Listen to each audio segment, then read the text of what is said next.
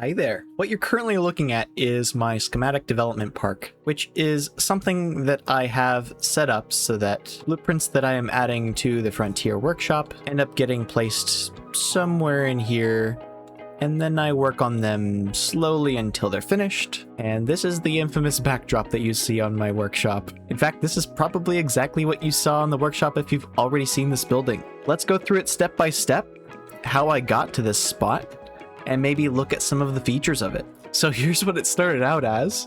This is a build that I made 75 hours into my Planet Coaster 2 journey. It was built for a franchise park, basically because I needed something with all of the amenities, everything that I can imagine guests would need going from the dry park to the water park. And I basically just used all the resort pieces, thought this looked good enough, used some basic trims even though they overlap, and called it a day. For what it's worth, this was more effort than I usually put into stuff. So I blueprinted it, kept it for a while, and when I was fishing through my blueprints later on, I ended up just slapping it down in this park to eventually remodel. And that is what I did, as you can probably guess. But let's go through some of the things that could definitely be better about this. For one thing, notice the roof shape. It is thatch, so it's got a very awkward shape to it. You can only do so much with thatch before you need to add so many pieces to it to make it like cohesive. For instance, at this corner, if I wanted to keep this trim going all the way, I'd need to keep these pieces poking out, or at least I'd need to get in there and start really editing this stuff, pulling that apart, and then I don't have anything at the corner. I need to take another one of these pieces and move it up. And I also barely changed the colors from this. Let me show you something. I reset that to default. All I really changed here was the wood color, so it matches with the bamboo panels. And speaking of, I can see through them with this window. Like, isn't that ridiculous? It has a black texture. I could easily pull it forward and align it, but that's not something I was necessarily concerned with before. Going on here, let's continue criticizing myself. I'm finding this quite fun, actually. We have a door, and actually, I left a door frame here on purpose. It just happened to be the perfect width and height for this to fit right in that slot. While this is okay, I can still see in here, and according to my, let's say, standards, I would definitely have furnished this at least a little bit so that maybe there was a generator in here, I could put some mechanical stuff back behind. But I just didn't decide to do any of that, and maybe that was okay for the time, but I just don't feel like I can do stuff like this anymore. And while this is a presentable building, the closer you look on pieces like this, the more trouble you have figuring out what's going on, at least in a quality sense. We have another metal lamp here, and I really only changed the light color, which is okay. Because this is like a default resort theme building, it's not based on anything. That could be acceptable. As we're going along, we're seeing more of this window. It needs to be kicked out from the wall just a touch. I didn't do that with any of these windows, apparently. Something I did do, though, and I would highly advise any of you that are watching this, try this out. Take some blinds and stick them inside the glass. Specifically, if you're able to get it back behind, even just a little bit, it can give the appearance that it's got a window shade on it, and it feels lived in. Even though that black border is behind it, there's something concealing it, and there's just more going on with the window. So that was good. That was good by me. That is an in-game piece, so it kind of makes sense where it goes. So good on me for that. 75 hours didn't do me wrong there. We do have some quote-unquote shutters for these windows, which are really just flat texture cutouts with a piece of glass in the middle. I was still finding my footing for how to make stuff like this work, and I did something janky with this, where the bamboo wall is like its own separate group. And I think I put them all together and then inched them over so that I wouldn't get this visual clipping. Thankfully, I don't have that. For a long time, my franchise park would just have these really awful windows. There's no frame or anything. Something does need to be done about that. We also have these archways for the buildings that are like toilet cubicles, any facilities that guests use. I find this generally unacceptable now, and I think it's kind of lazy, which is something that I end up changing quite a bit later. Something that you could say you like about the interior is how tall it is. This reminds me a lot of Disneyland's Tiki Room attraction, and because I have personal experience with that, I quite like it. If I wanted to keep going with that, I could put little birds on top of these little perches and maybe have some fun music playing on in the background too, which I do have in this corner. I typically play with my music off while I am playing in-game so that I can have a little bit of sanity and thoughts to myself while I build.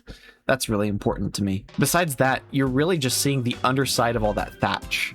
And although I have done some really neat grid work with these bamboo pieces, and the multicolor makes it look more interesting because it's not changed from default, it's kind of tacky. Additionally, we have some of these shop fascias, which are not changed between one and the other place. I did put this little sign in the corner, which is kind of a detail. And also, something that I don't see used enough is these arch pieces set out in front so that they work as something of an accent, so that the shop feels like it has something of an inset.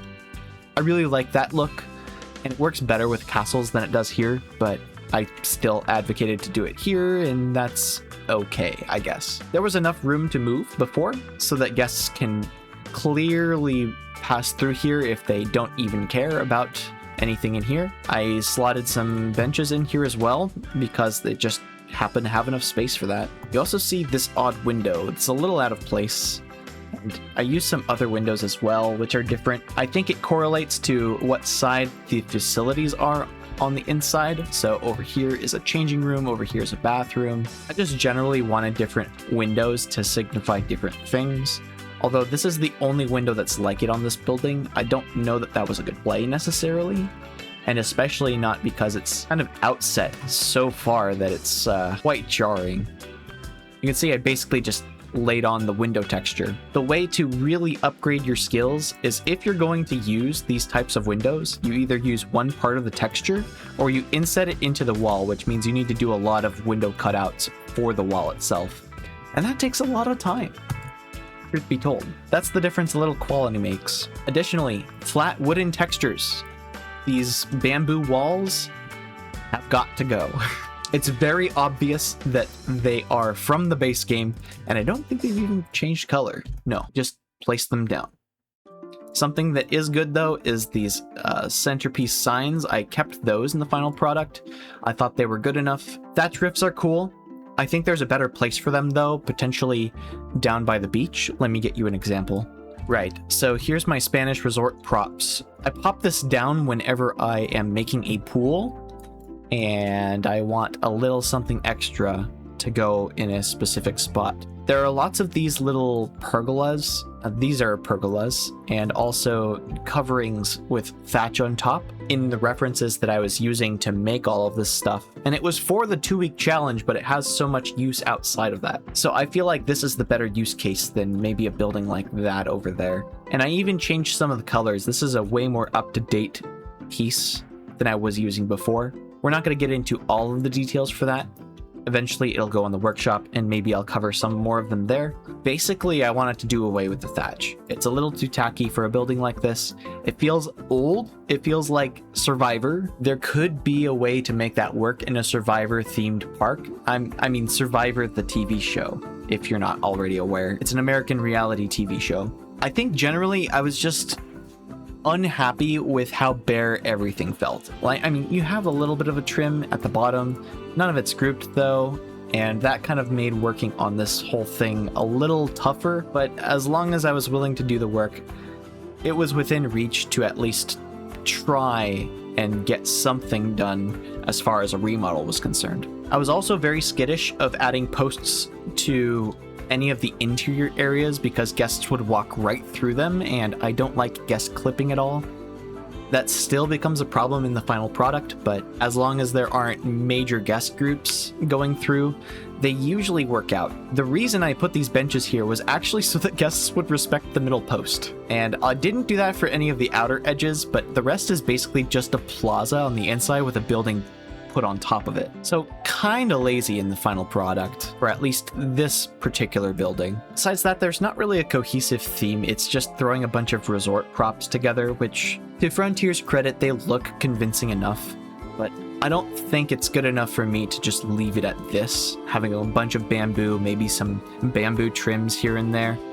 I needed to take it a step further. There's also no landscaping on the outside, nothing to soften the facade on any side. So it's really just a bare building, which can lead to it being able to be placed in more parks in a more compact space. But usually when people are developing their stuff, they'll have room for a little bit at the edges anyway. That could have gone a long way. I also find the lack of realistic details kind of frustrating. There's been a greater push in the communities that are more focused on building for creativity and art, away from putting ugly realism details in your parks. I don't think I agree with any of those perspectives. I think if you're able to add in a little touch here, a little touch there, maybe like a gutter, gas meter, a couple air conditioning units. I mean, those are literally in game. If you put those around, it draws your eye towards something that you're not usually supposed to see. It's like giving the player an aha moment, and there are none of those with here, except for one thing. There's this stack door back here with a recycling bin. Kind of sad. So now that I'm done roasting my original work, let's talk about some of the improvements I made. I have two other iterations. We have the one where I finished the exterior and the next where I finished the interior. All right, this is the completed building on the exterior. What have I done here? Well, I kept the resort sign, but what I've done is sunk it in a little bit so that this back panel no longer shows. Even though you cannot change these pieces to night only, they still glow. So they needed considerable tuning down, and there's a reason for that. We'll check it out at night in a little bit, but this is just a primer for generally how these pieces actually function. You can give or take some of these, but the reality is I don't want to build something that's 150 pieces to emulate something very similar. I'm happy keeping just one of the pieces or a couple of the pieces in the original shape from the building before, so that it actually feels like a real remodel. We have some very beautiful greenery up front. This is probably what draws your eye the most. If you live in the United States, sometimes in suburban neighborhoods, you'll see some of these. They're specifically like basalt fountains, and I added a couple of them on either side so that they're equivalent, but at the same time I have a little bit of water splashing around there too, and although it's not moving up and down at all, I still think it's a really nice touch. It makes it feel really full. Also, the greenery makes sense for this region. I could have varied up the foxgloves if I wanted to, but red is a pretty prominent color in Polynesian culture, which is what I was basing a lot of this on, and to that note, it's actually a blend of styles. So there's a lot of modern steel and wooden blends of architecture. And so you'll see a lot of that on the outside and eventually the inside for this thing too. Following around the outside, we see more of this basalt. It basically flanks the whole building. It almost feels like the whole building is sunk into this basalt pattern.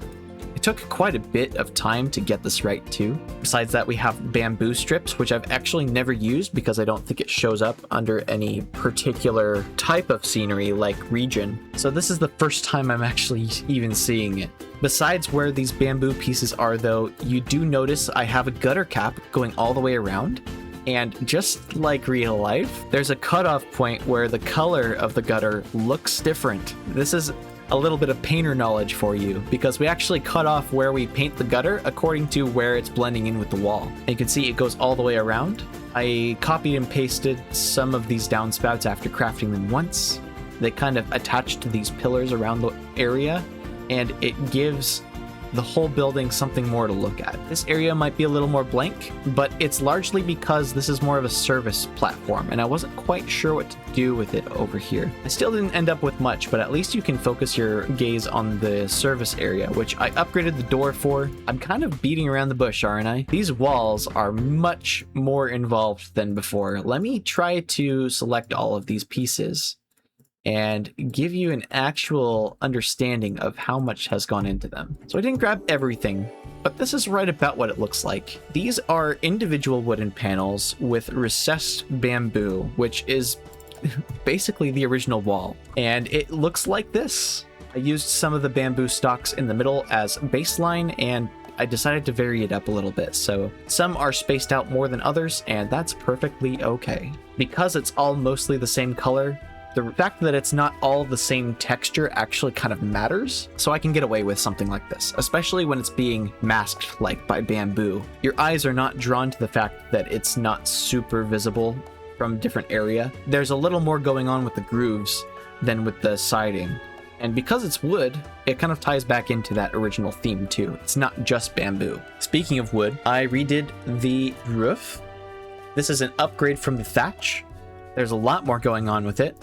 I even have some roof lines up top here that are metal instead to kind of give it more of a defined shape. And I think I like this so much more than the original. There are no vents on this particular portion of the build, but there are when I was doing some final touches. I'm kind of ignoring what it looks like inside. I did get a start. It basically upgraded from just wood to a steel grid platform with some of these alternating wooden pieces, which are conveniently just the 4-meter pieces scaled down and put directly above some of the steel. I basically just split the difference and put them all down the middle. The ceilings still feel a little large, but this is what I had to do to make it a true remodel.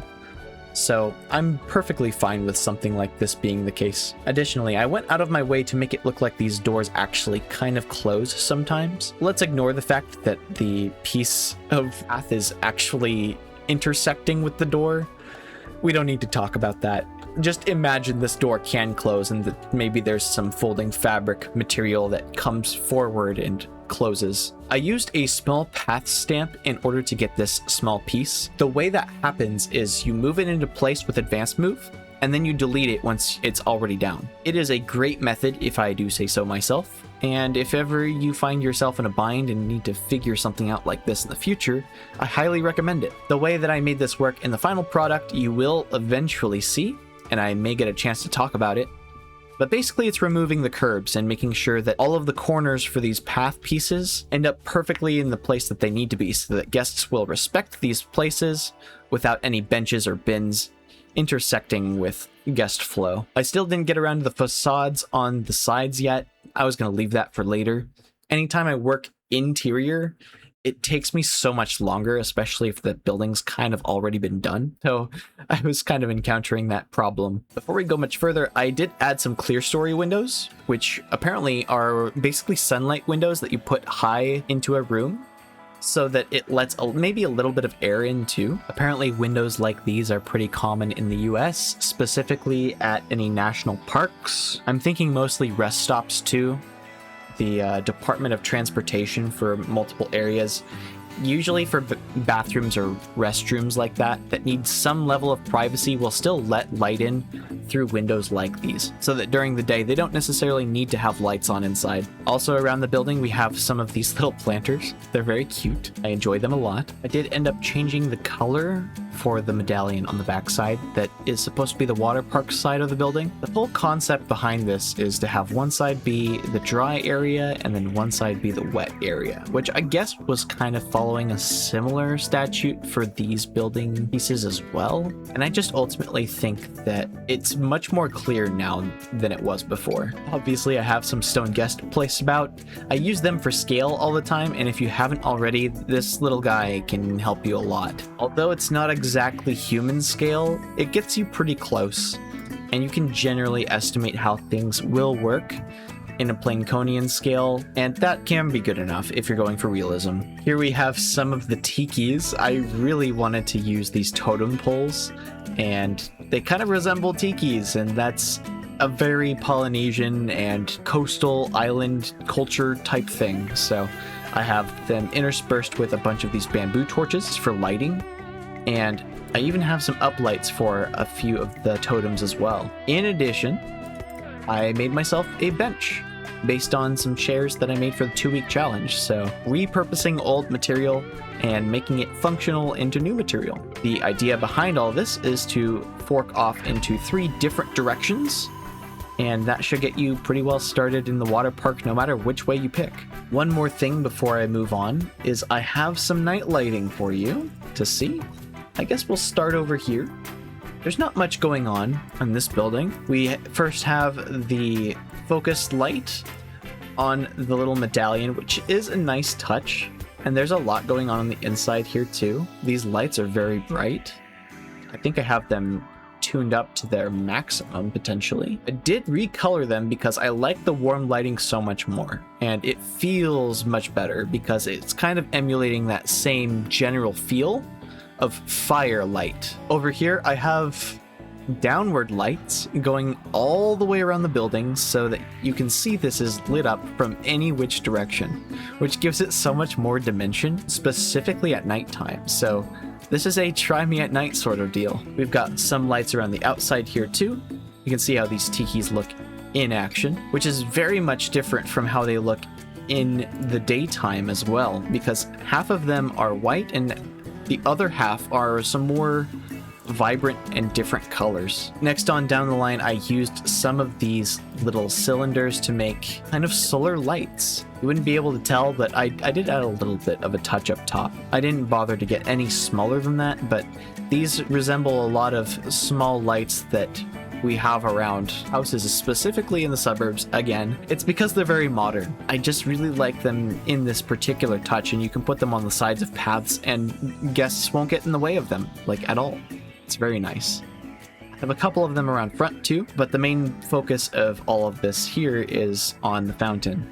And although there are no lights on it, it's still plenty visible and very interesting from here too. Besides what I talked about earlier, I also have some marble benches placed about.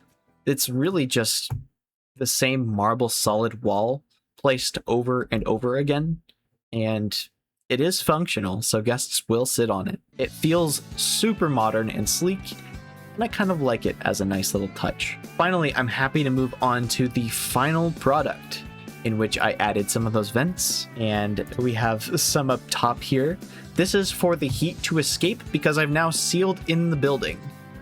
Although what I mean by that could be interpreted differently, because there are some air vents leading up past the lights, and I even left some of them on for good measure. On both sides we have these vents.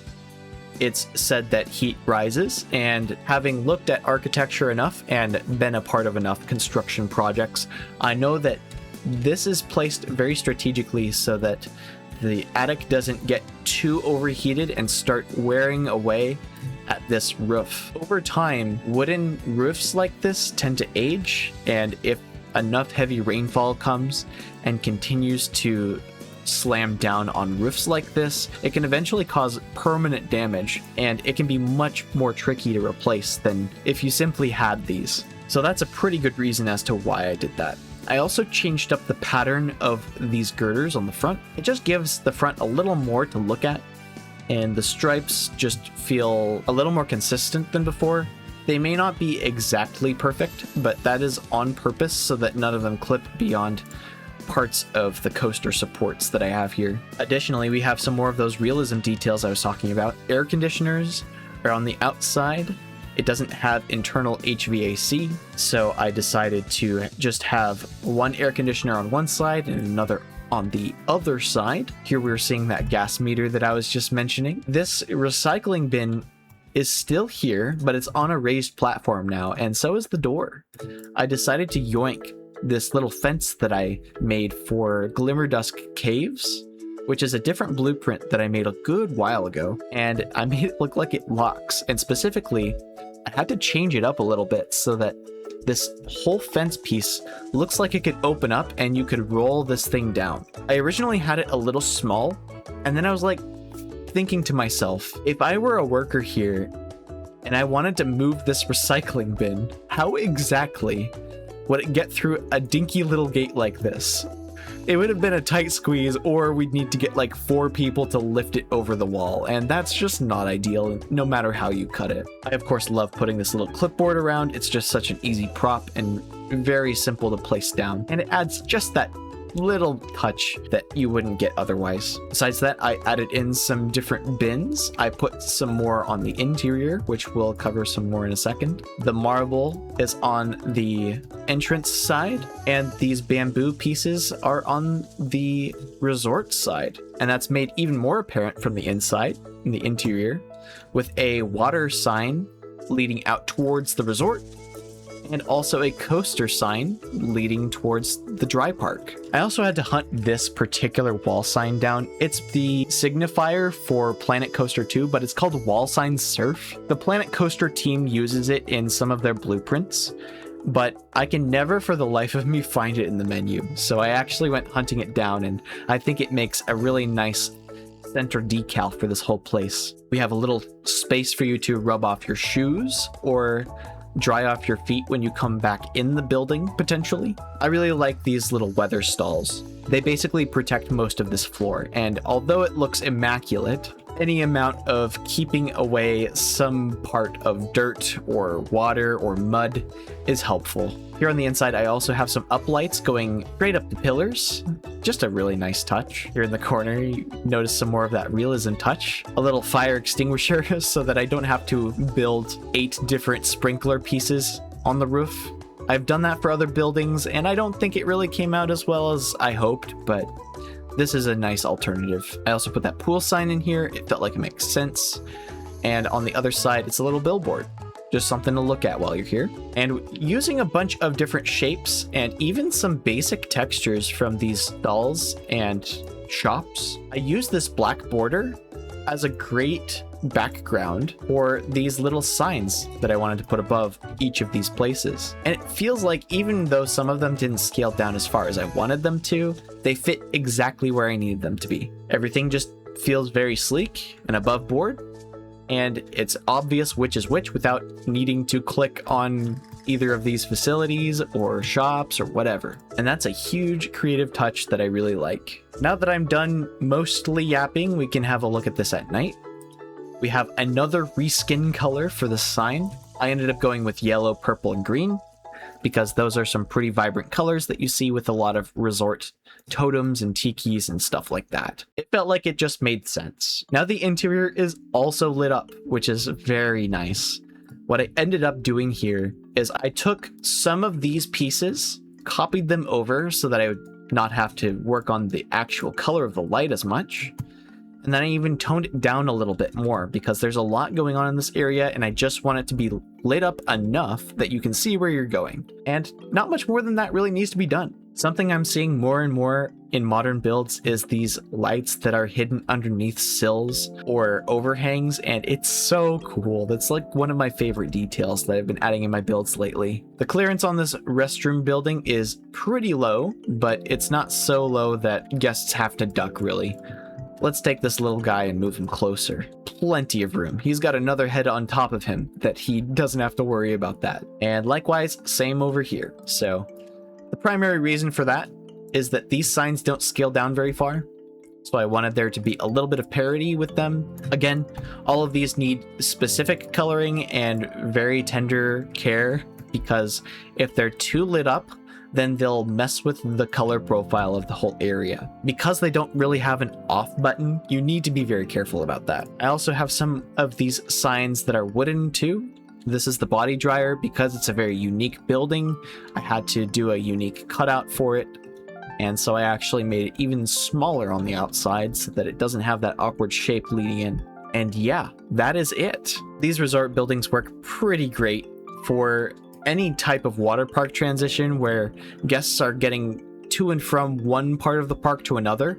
And because there are food stalls here and also drink stalls, and you can even add some more in the water park if you want to, the guests that are in the water park will have less incentive to move out and be in their swim clothes when they're in the dry park, which is a big criticism I see from a lot of people. If you focus on giving your guests everything they want in the area they're currently in, everything tends to pan out. So just keep that in mind and you won't go wrong. Now let's look at a scenario where you would place this blueprint down in a practical area. All of the blueprints you see here are either from me or they're from the recent summer party submissions that Frontier has made open for everyone. Not everything's going to be exactly polished, but I put enough here in the park to make enough sense with the stuff that I was able to grab on the workshop that made sense in a park setting. Here's the resort building we just put down, and guests are actually using it.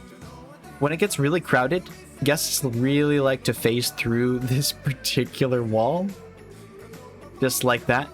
But they do that with a lot of other blueprints too. Even with the bathrooms and sometimes the changing rooms, they'll just phase through that center block.